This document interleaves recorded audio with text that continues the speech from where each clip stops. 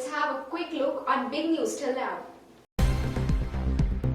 The new ministers who took oath as part of Prime Minister Narendra Modi's reshuffled cabinet yesterday will resume charges today. In a mega resign, PM Modi brought S. Sabranandan Sonowal, Narayan Rane and Jyotiraditya Scindia as cabinet minister while dropping as many as 12 ministers including Health Minister Harshvardhan, IT and Law Minister Ravi Shankar Prasad and IB Minister Prakash Javadekar.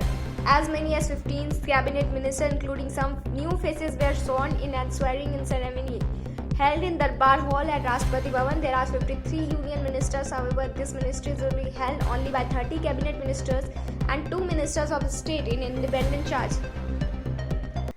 PM Modi Dharmendra Pradhan updates. Pradhan Mantri Narendra Modi and Union Education Minister Dharmendra Pradhan jointly interacted with the heads of centrally funded institute as well as Director of India's top college, IITs and IIScs today. Discussion regarding ranking projects and undertaken by the IITs were discussed. The government of India is working on improving the ranking of Indian institute and position of nations as one of the study destinations.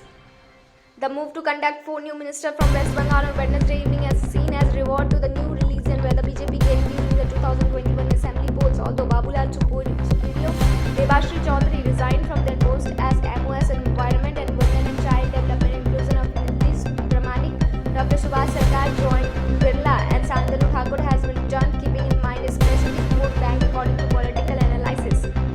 5 militants were killed in 2 separate gun battles with security forces in Kulgam and Pulwama district of Jammu and Kashmir and Thursday. Security forces launched a cordon and search operation in Jodhar area of Kulgam district following information about the presence of militants in the area. A police official said the search operation turned into an encounter and militants opened firing on security forces who related Lashkar-e-Taiba militants have been killed in the operation which was going on. Last reports came in. A government-mandated study has found no traces of novel coronavirus in Ganga waters after the dead bodies were fished out from the river in some district of Uttar Pradesh and Bihar during the peak of second wave.